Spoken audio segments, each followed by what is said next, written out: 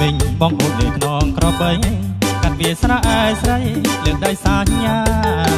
ល្ងាចអូនច្រអូតកាត់ហើយតោងយាត្រាតែកំពុងទឹកដែលតែជួបគ្នាក្នុងអមលាក់លំឆ្ងាញ់អស់ចាមានបារីបលូស្លាញ៉ាបងផងរួចជាងនោះទឹកលេងតែរៀបរកគ្នាហើយសាអសងថាទៅលេងរំវងជប់មិញខែរះកណ្ដាស្រែពើសូមពុកម៉ែទៅកុំនៅបងបងឡើងយកទឹកថ្នោតមួយបំពង់ញ៉ាអូនញ៉ាំក្នុងពេលលេងរំវងបងកាក្រែងហត់ញ័រជុំគង់ស្រស់ស្រីមានទ្រង់លេកាញ៉ា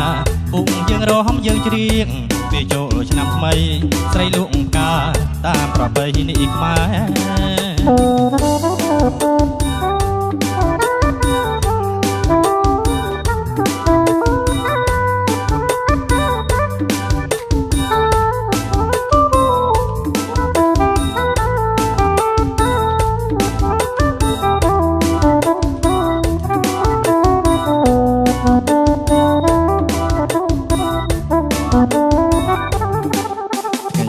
បងហូចលើខ្នងក្របី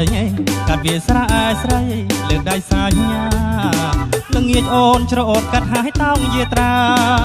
តែកំពុងទឹកដែលតែជួបគ្នាក្នុងអមលាក់លំឆ្ងាញ់អស់ចាមានបារីមលូសាញ៉ាបងផងរួចយើងនូតទឹកលេងតែរៀបរកគ្នាហើយសាសងថាទៅលេងរកវងយកមិញខែរះកណ្ដាស្រែពើសូមពុកម៉ែទៅកុំនៅបងបងឡើងយកទឹកថ្នោតមួយបំពង់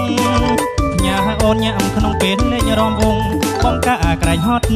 ញ័រជុំគង់ស្រស់ស្រីមានទ្រង់លើកាញ៉ាពុកយើងរំយើងច្រៀងពេលចូលឆ្នាំថ្មី